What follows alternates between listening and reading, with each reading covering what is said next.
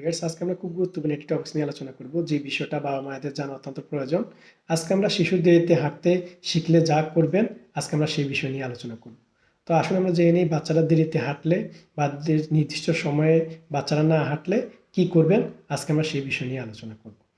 তো শিশুর প্রথম বসা, হামাগুড়ি দেওয়া এবং হাঁটা, এই দৃশ্যটা বাবা মায়েদের অত্যন্ত আনন্দের বিষয়। এই বিষয়টা বাবা মায়েদের আজীবন মনে রাখার বিষয়ের মতো একটি বিষয়। তো অনেক সময় বাচ্চারা নির্দিষ্ট সময়ের পরে বা হাঁটার সময় পের হয়ে গেলে অনেক বাচ্চারা হাঁটে না বা হাঁটতে চায় না।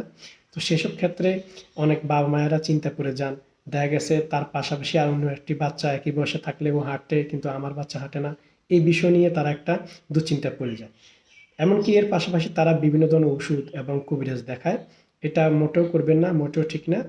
আপনার বাচ্চা যদি দেরিতে হাঁটে বা না হাঁটে নির্দিষ্ট সময়ে, তাহলে কিছু টিপস মেনে চলবেন এবং কিছু টিপস পালন করলে আপনার বাচ্চা হাঁটতে পারবে।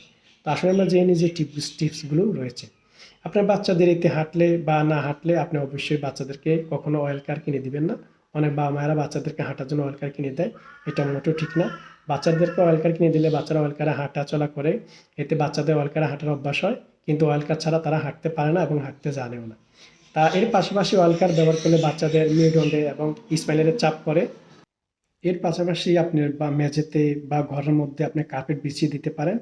এতে বাচ্চাদের হাঁটতে সুবিধা হবে এবং পিছলিয়ে পড়ে যাবে না এবং বাচ্চাদের ব্যালেন্স ঠিক রাখতে পারবে।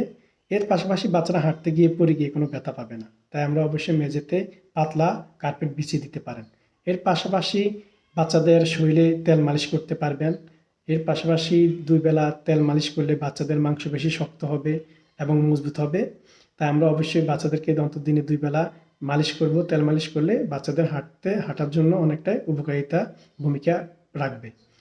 এর পাশাপাশি আমরা হাঁটতে বাচ্চাদেরকে উৎসাহিত করতে হবে। বিশেষ করে বাচ্চাদের সামনে খেলনা ধরে বাচ্চাদেরকে সামনে আসতে উৎসাহ করব। এবং এছাড়াও ঘরের কোনায় বাচ্চাদের পছন্দের খেলনা রেখে দিলে, বাচ্চাকে আনতে বললে বাচ্চা নিজে থেকে হাঁটার চেষ্টা করবে এবং হাঁটার প্রতি উৎসাহিত হবে। এই কাজগুলো করলে বাচ্চারা দ্রুত হাঁটবে এবং হাঁটা শিখবে। এর পাশাপাশি বাচ্চাদেরকে পুষ্টিকর খাবার খাওয়াতে হবে। এতে করে বাচ্চাদের পুষ্টির চাহিদা পূরণ হবে এবং বাচ্চাদেরকে হাঁটতে এবং দ্রুত শক্তিশালী করতে সহায়তা করবে। তাই আমরা অবশ্যই বাচ্চাদেরকে হাঁটার জন্য আমরা এই কাজগুলো করব, এই টিপস মেনে চলবো। সবাই ভালো থাকবেন, সুস্থ থাকবেন।